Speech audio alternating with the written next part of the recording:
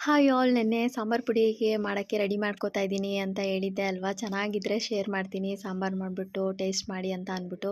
ಸಾಂಬಾರು ಪುಡಿ ತುಂಬಾ ಚೆನ್ನಾಗಿ ಬಂದಿದೆ. ನಮ್ಮ ಮನೆಯವ್ರೂ ತುಂಬಾ ಚೆನ್ನಾಗಿದೆ ಅಂತ ಹೇಳಿದ್ರು.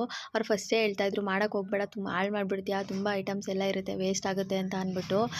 ಬಟ್ ನನಗೆ ಭಯದಿಂದನೇ ಮಾಡಿದೆ. ಪಾರಿ ಆಂಟಿ ಎಲ್ಪ್ ಮಾಡಿದ್ರಿಂದ ಸಾಂಬಾರು ಪುಡಿ ತುಂಬಾ ಚೆನ್ನಾಗಿ ಬಂದಿದೆ. ನನಗೆ ಹೆಂಗಂದರೆ ಮಾಡಬೇಡ ಅಂತ ಅಂದರೆ ಅದು ಕ್ಯೂರಿಯಾಸಿಟಿ, ಮಾಡೋಣ ನೋಡೋಣ ಹೆಂಗಾಗುತ್ತೆ. ಒಂದ್ಸಲ ಹಾಳಾಗುತ್ತೆ, 2 ಸಲ ಹಾಳಾಗುತ್ತೆ, ಅದು ಪದೇ ಪದೇ ಹಂಗೆ ಹಾಳಾಗಲ್ಲ. ಒಂದಲ್ಲ ಒಂದಿನ ಪರ್ಫೆಕ್ಟ್ ಆಗೇ ಆಗ್ತೀವಿ. ಹಂಗಂತ ಮಾಡೋದೇ ಬೇಡವಾ, ಕಲಿಯೋದೇ ಬೇಡವಾ ಅಂತ ಅಂದ್ಬಿಟ್ಟು ನನ್ನ ಮನಸ್ಸಲ್ಲಿ ಇದ್ದಿದ್ದು. ಆದರೆ ತುಂಬಾ ಚೆನ್ನಾಗಿ ಬಂದಿದ್ದು ನೋಡಿ ಸಿಕ್ಕಾಪಟ್ಟೆ ಖುಷಿ ಆಯಿತು. ಆಮೇಲೆ ಕ್ವಾಂಟಿಟಿ ಎಲ್ಲ ನನಗೆ ಎಷ್ಟು ಹಾಕಬೇಕು ಅಂತ ಗೊತ್ತಿರಲಿಲ್ಲ ಅಲ್ವಾ. ಬಟ್ ಐಟಮ್ಸ್ ಏನೇನು ಅಂತ ನನಗೆ ಗೊತ್ತಿತ್ತು, ಎಲ್ಲ ತೊಗೊಂಬಂದು ಇಟ್ಕೊಂಡಿದ್ದೆ. ಐಟಮ್ಸ್ ಎಲ್ಲ ನೋಡ್ಬಿಟ್ಟು ಎಲ್ಲ ಮನೇಲೇ ಇದೆಯಲ್ಲ ಮಾಡ್ಬಿಡ್ಬೋದು ಅಂದ್ಕೊಂಡೆ. ಸಾಂಬಾರು ಪುಡಿ ಹಂಗಾಗಲ್ಲ.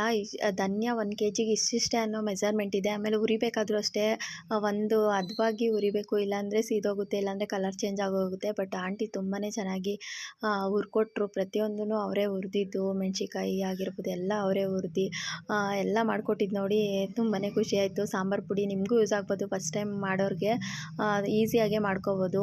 ಆರಾಮಾಗಿ 2 ದಿನ ಕಷ್ಟಪಟ್ಟರೆ ವರ್ಷ ಪೂರ್ತಿ ಇರುತ್ತೆ ಅಂತ ಅಂದ್ಕೊಂಡು ನಾನು ನಮ್ಮ ಥರನೇ ಇರೋರಿಗೆ ಹೆಲ್ಪ್ ಆಗಲಿ ಅಂತ ಅಂದ್ಬಿಟ್ಟು ಶೂಟ್ ಮಾಡ್ಕೊಂಡಿದ್ದೆ.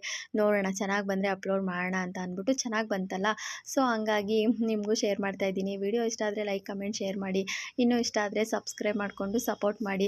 ಇದರಲ್ಲಿ ನಿಮಗೆ ಡೀಟೇಲಾಗಿ ಗೊತ್ತಾಗಿಲ್ಲ ಅಂದರೆ ಲಾಂಗ್ ವೀಡಿಯೋದಲ್ಲಿ ಅಪ್ಲೋಡ್ ಮಾಡಿದ್ದೀನಿ.